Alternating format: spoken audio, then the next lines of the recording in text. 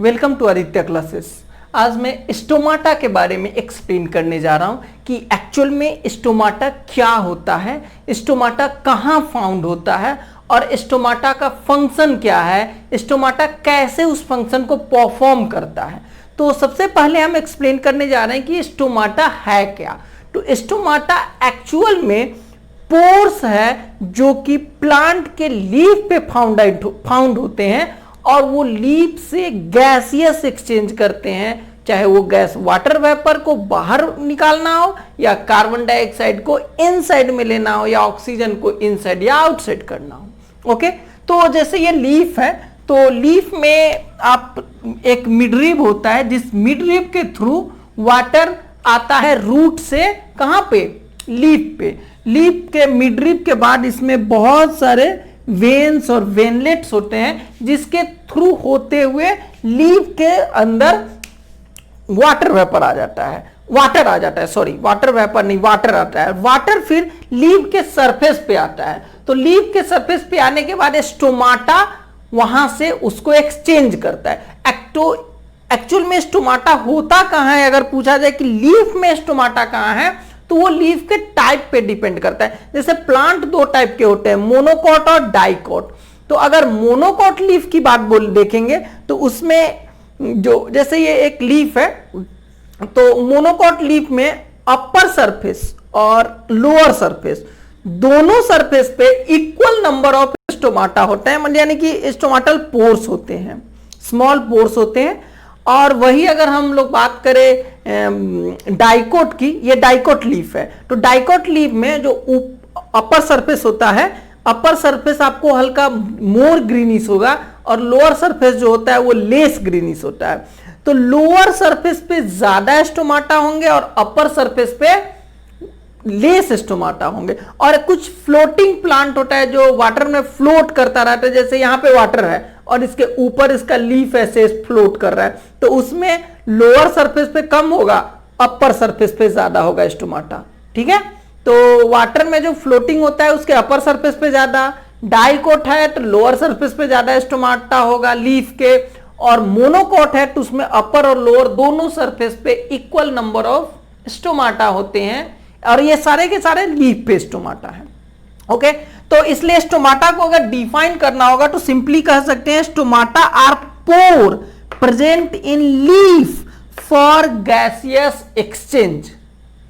Gas इसमें क्या हो गया, क्या है तो पोर्स है, कहां है तो लीफ में, और किस लिए है तो गैसियस एक्सचेंज के लिए। गैसियस एक्सचेंज में कार्बन डाइऑक्साइड भी हो सकता है और वाटर वेपर को भी बाहर निकाल सकता है। अब ये स्टोमाटा का मैंने स्ट्रक्चर बना रखा है। स्टोमाटा दो तरह से दो कंडीशन में मिलता है, एक जब वो क्लोज कंडीशन में, ये क्लोज स्टोमाटा है और ये ओपन स्टोमाटा है। क्लोज और ओपन स्टोमाटा में ये सबसे भीतर जो ये छोटा सा ये पतला सा पोर्शन रह गया, दैट इज योर स्टोमाटल पोर। इसमें भी ये बड़ा सा थोड़ा है, ये भी स्टोमाटल पोर है। इस स्टोमाटल पोर के थ्रू ही गैसियस एक्सचेंज होता है। क्लोज स्टोमाटा में स्टोमाटल पोर लगभग बंद सा होता है, और वही ओपन स्टोमाटा की बात करें तो ओपन स्टोमाटा में ये पोर जो होता है वो थोड़ा सा इसके रिस्पेक्ट में खुला हुआ होता है, ओपन होता है, जिसके कारण गैसियस एक्सचेंज ज्यादा होता है। ओके, और ये स्टोमाटा हम लोग नेकेड आई से नहीं देख सकते, so we have additional I mean microscope की जरूरत होगी to see the stomata on leaf. दूसरी बात, ये पोर के अराउंड में जो दो सेल्स हैं, ये बीन शेप सेल्स हैं। ये बीन शेप सेल जो होते हैं उसको हम लोग गार्ड सेल कहते हैं। इसमें हमने 2 नंबर दे रखा है, 2 नंबर्स जो है वो गार्ड सेल का है। फर्स्ट नंबर जो था ये इनसाइड में ये स्टोमाटल पोर का है, सेकेंड नंबर गार्ड सेल का है। ये गार्ड सेल का इनर वाल जो होता है वो थोड़ा सा थिक होता है और आउटर वाल जो है वो थिन होता है। गार्ड सेल के चारों तरफ जो कवरिंग है ये आपको सब्सिडियरी सेल का है। गार्ड सेल के कुछ और स्ट्रक्चर को भी हमने एक्सप्लेन किया है कि गार्ड सेल में ये ब्लैक कलर का बड़ा न्यूक्लियस होगा और उससे थोड़ा छोटा छोटा बहुत सारे क्लोरोप्लास्ट होंगे जहां पे फोटोसिंथेसिस का वर्क होता है। ओके, तो अगर यहां हमने जैसे बताया कि ये लीफ है और प्लांट के लीफ में मिडरिब है जिसमें जाइलम फ्लोएम वगैरह होंगे, तो जाइलम होंगे मेनली।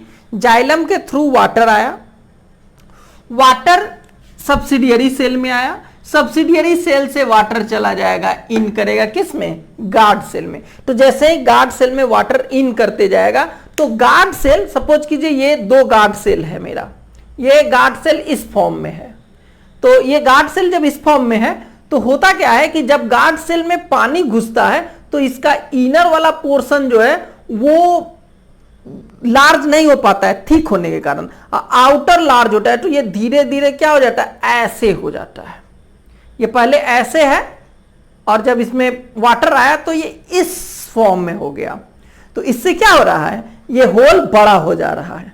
तो सेम वे में हमने यहां बनाया है, ये गार्ड सेल है, इसमें जब वाटर गया तो ये स्वेल कर गया। इस फॉर्म को हम लोग टर्जिड कहते हैं। और जब पानी निकल जाता है तो फ्लैसिड हो जाता है। तो फ्लैसिड हो गया तो इसका जो होल है लगभग बंद हो गया, और फिर टर्जिड हुआ तो होल पूरा का पूरा खुल गया।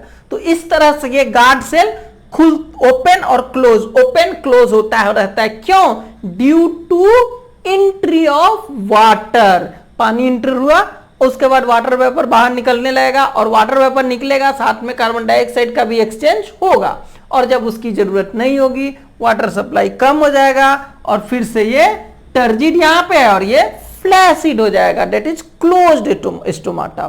तो इस तरह से स्टोमाटा का ओपनिंग, क्लोजिंग, फंक्शन और कहां पाया जाता है, ये टॉपिक्स हमने डील किया। Thank you for watching this video.